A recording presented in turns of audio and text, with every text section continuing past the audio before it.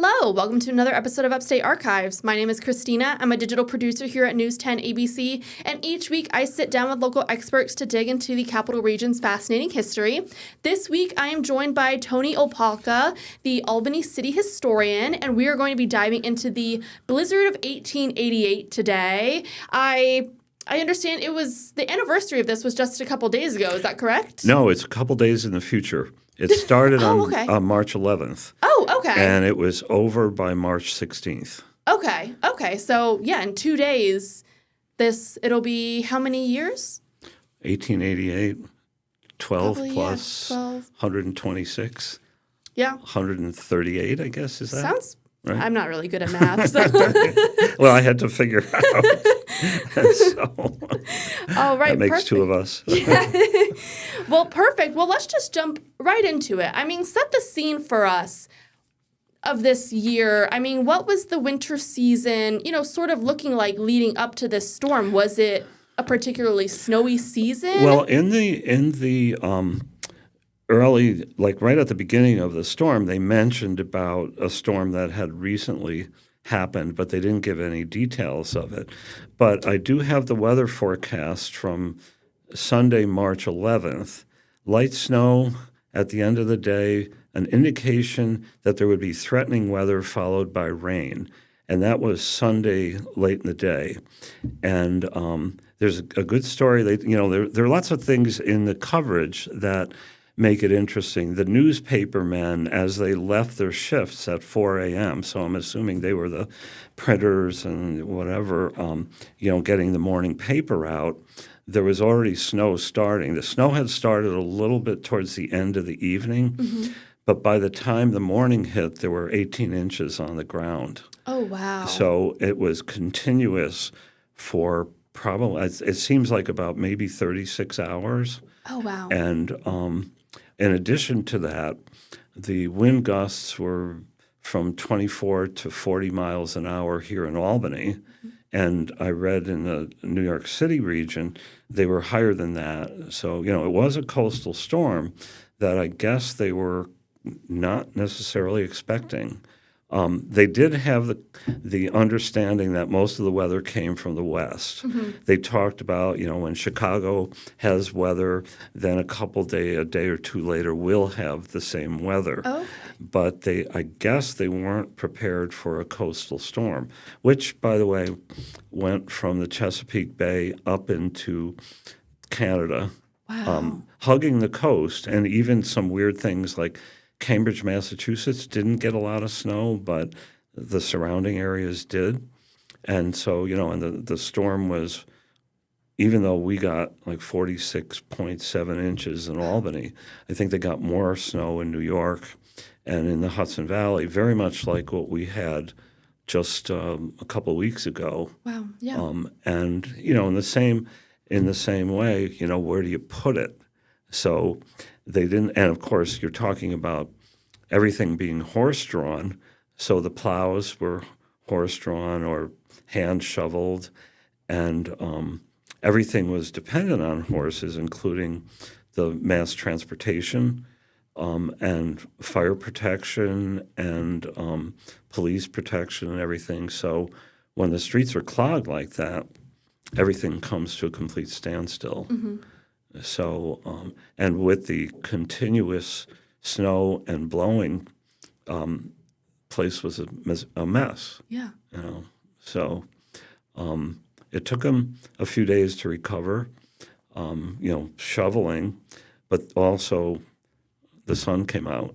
So it started overnight Sunday, and by Friday it was pretty much cleared up. Right. Absolutely. Absolutely. And I should have mentioned this at the beginning. The reason why we're talking about this is because this is known as, correct me if I'm wrong, the biggest snowstorm here in the Capital Region. Is that correct in recorded history? Yeah, I believe so. Yeah, and the funny thing is, too, that in 93, there was a 2-day storm that was similar, except that had only 26 inches in the storm as opposed to 46 in 1888.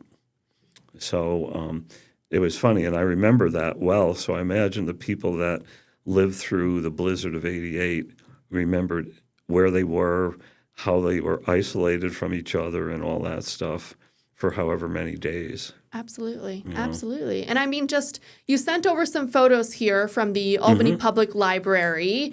I mean, just looking at this snow, I mean, this is really crazy. They're talking about, 5 feet, snow piles of 5 feet, and and plus that didn't count. Some of the drifts were like 20 or 40 feet high and everything. So it was really crazy.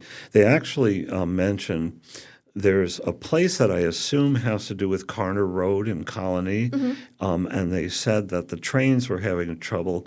Well, if they got through at all, that was one of the highest drifts in the region was out there. Wow. So and I suppose with the buildings to stop the drifts, some of it. The streets were obviously open, so the drifts would go down the streets. But when you're talking about a rural area with no buildings, nothing to stop the snow, it was, outrageous. And, another thing, one of the things that I wanted to mention too, I mentioned earlier the fire department. They put extra horses on, and thankfully they didn't get any calls during the period of the blizzard. Which would have been, which was great because I don't know how the apparatus would have gotten down the streets when you're talking, snow drifts of 10 or 20 feet and horses. And, there are stories too about people trying to get home. And at this time, the streetcars were horse-drawn as well. There's a story where at the foot of State Street, a car was trying to make its way up the hill with 70 people on it, and they put extra horses, and they just gave up.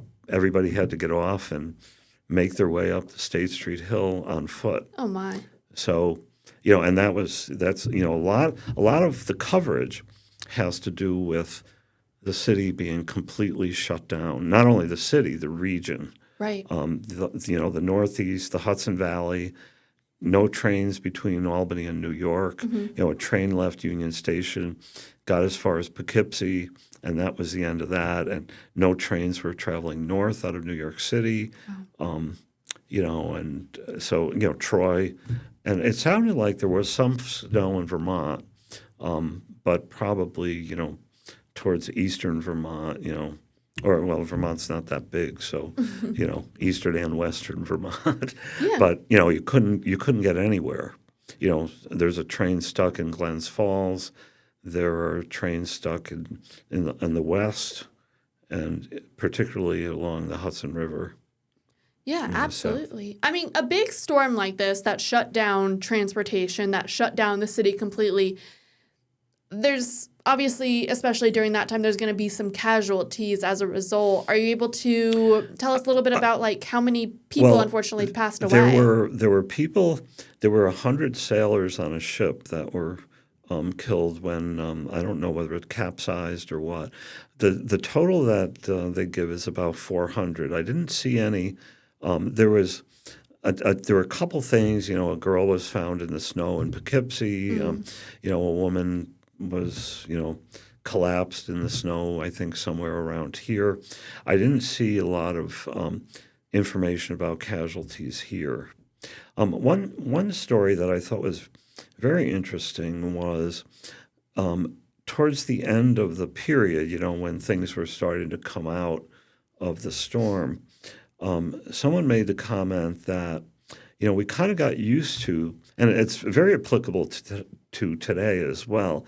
We got used to what for then was instantaneous communication, telegraphs, telephones, railroads, horse cars in that case, eventually that were electrified. But now all of a sudden we're back to medieval times, where the cities are isolated from each other because, all of the wires were overhead. So they, of course, would have been severely impacted by snow and, ice because the temperatures, with the blowing of the snow and ice and so on, the temperatures were down around zero. Right. So, the lines, even if they were not blown down, they were frozen, so that they may not have been functioning. And then I thought that was very interesting because it's very applicable today. My computer won't boot up. I can't get a telegraph to Schenectady or something. Which would be kind of the same. They had gotten so used to technology of what we would think very quaint. A telegraph to Schenectady. They did make mention of telephones, but they were certainly not anywhere near universal like they are today. But still, people had come to depend on technology, which was overcome by the weather. Yeah. I don't know, like in the old days, the satellites, if it was a cloudy day, you couldn't necessarily get a connection. That was the biggest frustration, I guess, in the old days of, computer communication. But people were saying this isn't supposed to happen anymore. And I think that's the way people feel today. Absolutely. Absolutely. I mean, that's so interesting. That's not something I ever really thought about. And I think you're right. I mean, we had the storm a couple weeks ago, and our technology is good enough for us to, work remotely now and be able to still make telephone calls. But there were a lot of people, I think, who, it's still like impacts us so much, even though we still have all this advanced technology. So that's something I really never thought about. Yeah. And too, one of the things, too, is that not only were you isolated from city to city, but that poor man who was waiting for a horse car at the foot of State Street, and an Argus newspaper reporter came by and he said, "What are you waiting for?" He said, "I'm waiting for a car." He said, "They're not running," because they took them off the street, all the streets. They were completely shut down. Well, what was his choice? Stay in the cold or try to walk home up the State Street hill in a blizzard? Right. And I don't, there's no follow-up, so we don't know whatever happened to the guy. I hope he got home all right. Yeah. But he was isolated from people, his neighbors, his family, or whatever. So, Albany was isolated from Schenectady, and individuals were isolated from other individuals because there was no transportation. There was no way. You couldn't even get to your neighbor's house because the snow and the wind was so horrible. So it must have been quite an event. Absolutely. I mean, I see these power lines here in the photos. I mean, tell us a little bit about, how did it, I assume it affected the power as a whole, and there were a lot of power outages? Yeah, in fact, one of the ways that they found out whether the other people were affected by the storm was whether they could get through.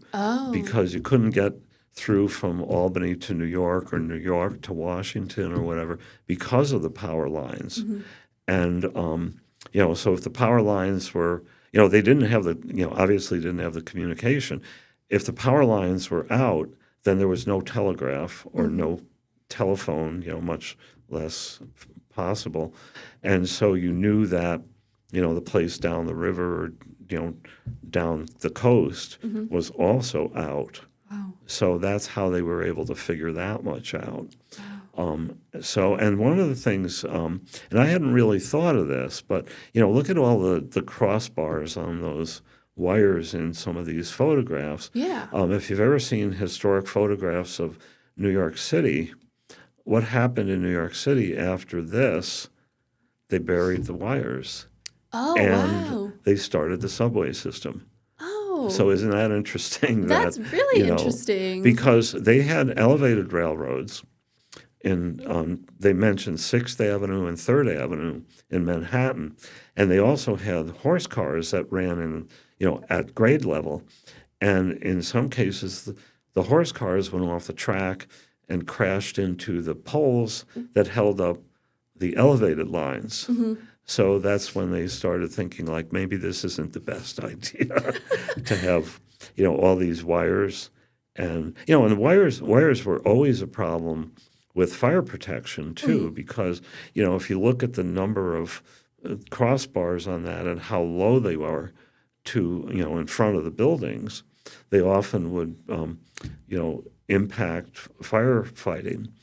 So, that was those are two things. Obviously, like in New York, or in Albany, the wires downtown are buried, but in my neighborhood, it's all telephone poles with wires, and I don't remember about 93. I think it probably was, but then there was that wacky storm in October of '87 that came, when the leaves were on the trees, and there were vast areas where the power was out because the snow got on the wires and the tree branches knocked the wires down and so on. So, at least in New York City, the wire, and probably other big cities as well, the wires were put underground as a direct result of this kind of a calamity. Wow. So that's so interesting. And also, that was never something that I would have considered, coming out of this storm, is that the modern day New York City we see is at least partially a direct result of that. So that's so interesting. And I think this is actually a good time for us to go to break real quick. Okay. So we'll be right back.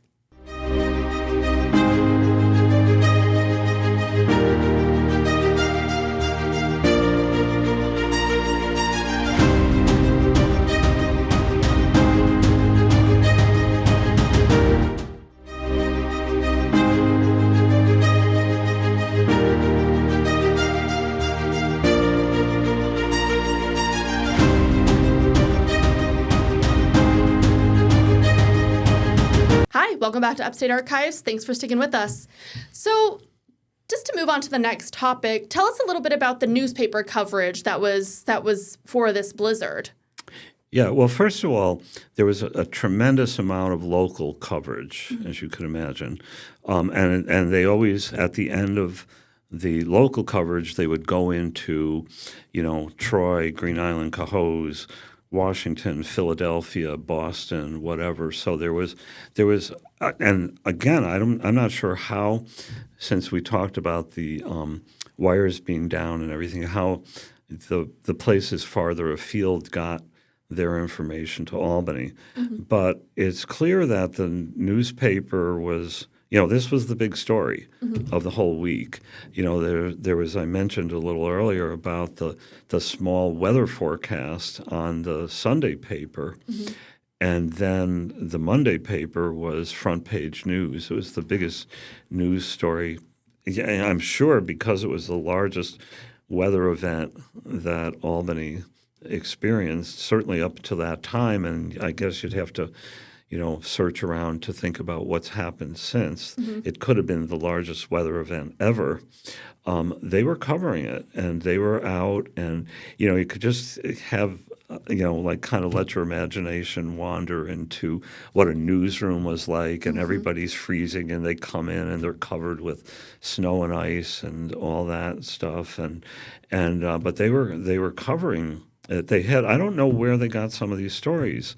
But there were local stories, of individuals. I didn't mention one earlier where a school principal lived on Myrtle Avenue, which is, a few blocks south of downtown, and he was the principal of School 20 in North Albany.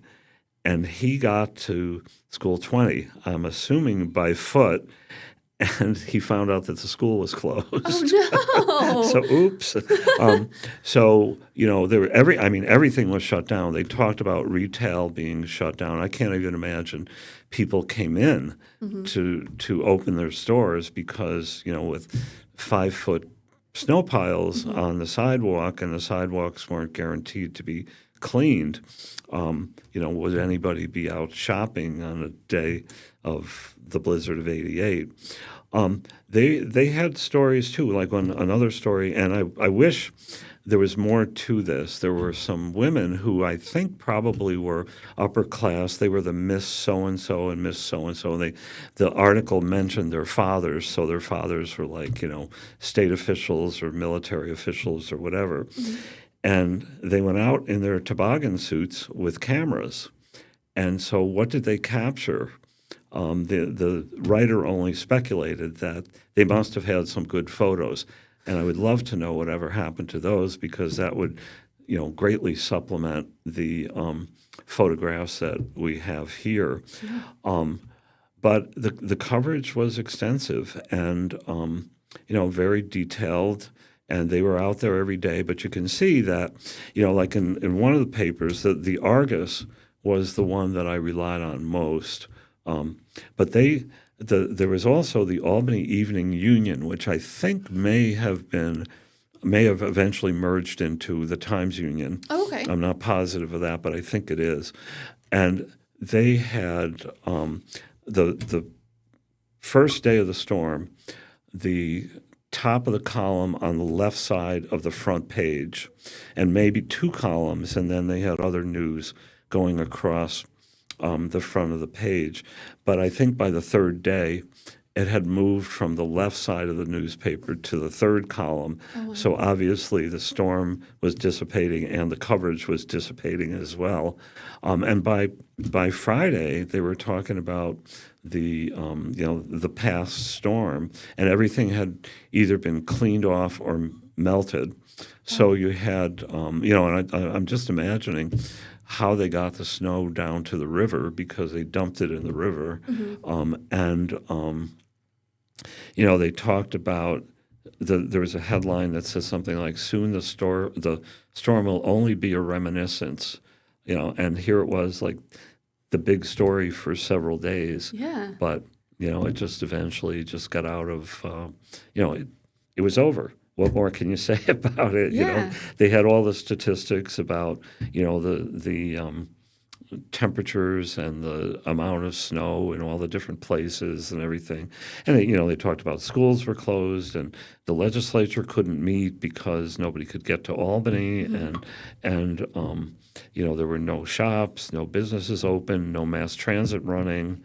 And so, as that lightened up, then there's only so much more you could say about it. But one of the things that's impressed me with other historical research as well is the amount of coverage that the newspapers had. Like these, they had like, I don't know what they would have called them then, but they had like UPI or AP or something, because they had world news too. And then they had a very strong emphasis on local coverage, and what bigger story could there be but the blizzard of '88? So they were good. They were easy to find information about. All you needed to know was the approximate date, because March 11th. A tiny little weather thing, March 12th, 13th, 14th, 15th, front page coverage, and then people wrote letters, and, it was kind of like, enough about this storm and that sort of thing, So that was, newspapers really are a great source of getting a feeling for what's going on in a place. And this was the biggest story in a very long time. Absolutely. So absolutely. That was, it almost made my job easy to, like, how do I pare this down into, a small amount of information. Right. So yeah, they're pretty impressive. Absolutely. Absolutely. And you saying that, they brought the snow down to the river, it kind of made me wonder, was there flooding after the storm? Yeah, that was one of the things they talked about, was they were afraid of the thaw, that there would be flooding. And, maybe it didn't, it maybe went, the thaw went very slowly, because if it had warmed up like today, it's close to 60 degrees today. If it had warmed up, 2 days after 46 inches of snow, there definitely would have been flooding. Right. So, but I didn't see anything about major flooding or anything like that. Perfect. So, and the city had a sewer system, of course, and so there'd be surface water as well as the water going down into the sewer system. Absolutely. So, quite a story. Absolutely. Absolutely. Well, thank you so much for joining me today. Unfortunately, we're running out of time, though I think there's probably just so many more things we could talk about with this. This is actually a little bit of a more personal episode for me because when I was in 4th grade, we were supposed to do a project on a New York State history event, and I chose the blizzard of 1888. Oh, wow. Yeah, and I did like a little... I had like a poster board. Oh, and wow, that's great. I made a little snow globe to show my classmates. So it's been fun to, actually learn some more information about that. Probably, I don't know, 18 years later. Right. So did you get the Blizzard of 88 prize for your school artwork? Oh, I wish. Oh, that's cool. My teacher did really like it, and I'm still proud of it to this day. So. Now, is your teacher still around? Yeah, I think so. She retired a few years ago, Okay, so well, I'm not sure how to get back in touch with her. Yeah. But Maybe she'll just happen to see you on Channel 10. I know. I hope so. I want to Talking send about the this to Blizzard her. of 88. I remember that girl in my 4th grade class. That'd be so awesome. Maybe I can find her after this. We'll see. Yeah. But thank you so Okay, much Kristina. again. I Nice really to talk appreciate to you coming in. Thank you very much. Of course. And thank you all for joining us on another episode of Upstate Archives. See you next week.